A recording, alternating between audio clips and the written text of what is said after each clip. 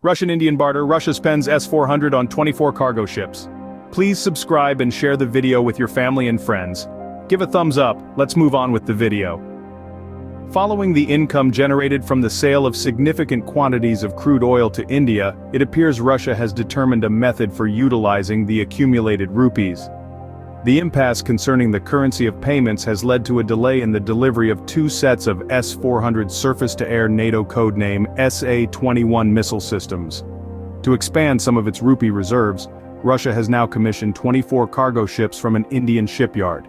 The collaboration between Goa Shipyard Limited GSL and the Russian Export Center was announced during a visit of Russian officials to India to discuss the schedule for delivery of the remaining 2 S-400 batteries. By 2027, it is anticipated that the Government of India-owned military shipbuilding company, GSL, will complete the assembly of 24 marine vessels destined for cargo transportation across the Caspian Sea. This projection was announced by Dmitry Dubovik, director of the Caspian International Integration Club, North-South, during an international forum in Astrakhan on October 25. This agreement is projected to benefit both India and Russia, who are aiming to maintain trade relations despite facing sanctions from Western countries. During the fiscal year 2022, Indian exports to Russia encompassed 3,139 commodities, inclusive of machinery, chemicals, seafood and pharmaceutical goods amounting to a total value of $3.14 billion. Conversely, India's imports from Russia in the fiscal year 2022 included 1,225 goods such as crude oil, petroleum-based products, precious gemstones and vegetable oils, reaching a total valuation of $46.21 billion. However, the imposition of sanctions has engendered issues for both nations. A 2022 report from Bloomberg disclosed that Russia was barred from the SWIFT network and had its foreign currency reserves frozen, effectively isolating it from the worldwide financial system. India, due to concerns about facing secondary sanctions, has declined to make payments to Russia in US dollars and has refrained from transacting in rubles due to apprehensions about securing Russia's currency on the global markets at a reasonable rate. The report elucidated that the stalemate over the choice of currency between India and Russia has led to a delay of more than a year in India's payments totaling over $2 billion. As a reciprocal measure, Russia has suspended the line of credit necessary for India to procure $10 billion worth of spare parts and 2 S-400 air defense systems. The report stated, due to a mutual agreement between the two nations, payments for S-400S would be processed in Indian rupees as a means of minimizing the reliance on the US dollar. Yet the ongoing conflict between Russia and Ukraine has led to significant financial isolation for Moscow.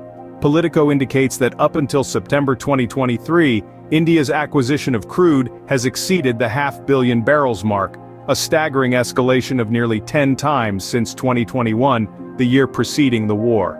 This data is as per the numerical analysis conducted by Coupler, an analytics firm. Consequently, Moscow is amassing approximately $1 billion worth of rupees every month. In an admittance of the predicament, Sergei Lavrov, the Russian foreign minister, stated, "We've stockpiled a substantial volume of rupees for which an application has yet to be discovered." He revealed this following a media briefing conducted post the G20 summit held in New Delhi. One noteworthy challenge impeding India's ability to conduct transactions in its own currency is the partial convertibility of this currency. For larger financial exchanges, authorization must be sought from the central government in New Delhi. However, India has devised an innovative solution to circumnavigate this obstacle: the reinvestment of rupees within the country's own economy. This arrangement proves highly attractive for conflict-embroiled Russia, which remains in constant pursuit of long-term investments and returns. These financial boosts are vital for maintaining the operation of Russia's military apparatus. The historic military alliance shared between New Delhi and Moscow has been a constant, even amidst the zenith of the non-alignment movement NAM. Indeed, India has functioned as a premier recipient of a host of advanced systems from the former Soviet Union, including MiG-21S. This growth and evolution of the partnership certainly speaks volumes about the mutual trust and strategic alignment between Russia and India. A partnership that began with oil soon expanded to new horizons. Let's explore how the shipping industry became a part of the Russia-India narrative. As the oil trade between Russia and India grew, so did the need for robust shipping infrastructure. The sanctions imposed on Russia by Western nations led to a strategic shift. Western certifiers withdrew their services from Russian ships, leading to a significant gap in the Russian shipping industry. This is where India stepped in, providing safety certification for over 80 ships managed by a Dubai subsidiary of Russian shipping group Sovcomflot. This strategic decision enabled Sovcomflot's tanker fleet to continue delivering Russian crude oil to overseas markets. The Indian Register of Shipping, one of the top classification companies in the world, became an essential player in ensuring the smooth operation of Russian shipping. This expanded role of India in Russia's shipping industry was not just a service provision, it was a statement of solidarity and a strategic move that strengthened the partnership between the two nations. The shift to the shipping industry was not just about certifications and operations. Russia started ordering large numbers of cargo ships from India, thereby investing the income generated from the sale of significant quantities of crude oil back into the Indian economy. This move solidified their economic ties further and ensured a win-win situation for both nations. Sanctions led Russia to seek out new partners and diversify its economic interactions.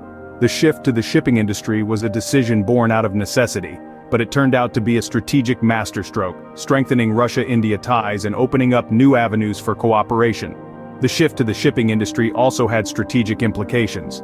With increased control over shipping, Russia could ensure the smooth delivery of its crude oil to overseas markets, especially to Asian markets, including India.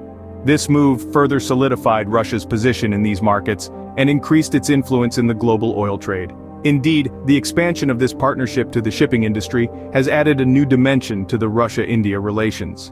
Every strategic partnership leaves a footprint.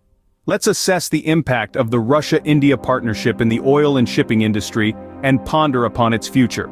This partnership has provided a lifeline for Russia's oil exports amidst international sanctions. For India, it has brought economic benefits, increasing its involvement in global oil trade and offering a significant boost to its shipping industry. It has also elevated India's global standing, showcasing its capacity to navigate complex international dynamics.